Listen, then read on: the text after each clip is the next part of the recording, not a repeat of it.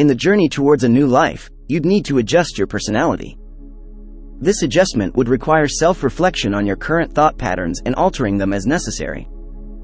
You would need to become conscious of the ingrained habits and behaviors that have been operating below the surface, including your spoken words, and tweak them accordingly.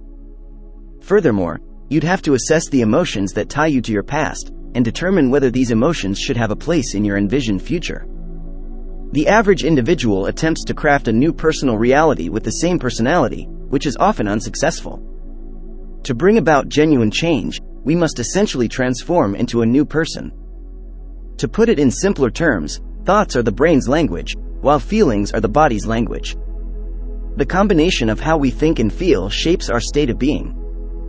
Many people carry emotional scars from life experiences that instill feelings of fear, anger, bitterness, frustration, and insecurity, which eventually become a part of their identity.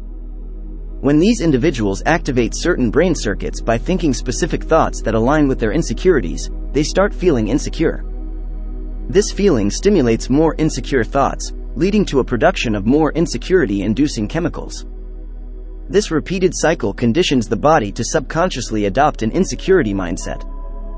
This process leads the person to claim, "I am insecure," and such a declaration commands the mind and body towards a specific fate. Thus, for most people, their biology is essentially a reflection of their past. If you don't allow the vision of a promising future to define you, you're left with the old neural connections in your brain and the past emotions. So, the question arises, can you believe in a future that is not yet perceptible to your senses, but you've given enough thought to, such that your brain has changed to resemble the experience that is yet to occur? Cutting-edge neuroscience research suggests that mere thinking can change your brain. As you ponder over a new possibility, your brain starts firing in new sequences, patterns, and combinations. When you plan your actions and mentally rehearse who you wish to be, this mere mental exercise begins to establish neurological circuits in your brain.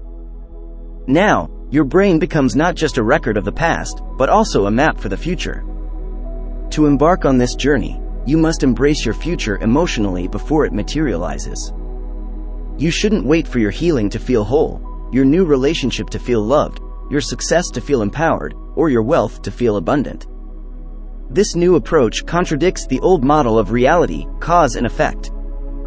Instead, it leans towards a quantum model where causing and effect is paramount, implying that experiencing your worthiness and abundance even before they materialize is essential.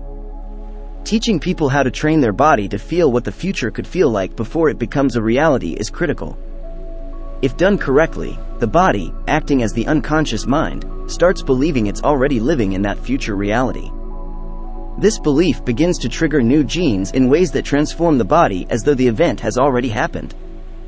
This transformation process demands unlearning and relearning, breaking old habits, and forming new ones. It calls for pruning synaptic connections and sprouting new ones, creating new emotional responses, and signaling new genes in new ways. It involves withdrawing your energy from the past and investing it into the future.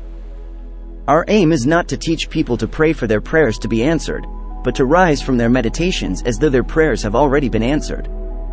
The act of combining a clear vision of the future with elevated emotions alters their energy, brain chemistry, genetic expression, and overall body chemistry. They are essentially becoming a new person. This process might take months to reverse diseases, but we've repeatedly observed that once people reach a particular level of self-awareness, the disease ceases to exist. It seems the disease was tied to the old personality. With enough occurrences, we've recognized that people reach a stage where they feel so complete and satisfied with who they are that they no longer worry about the disease. And that is when the disease disappears.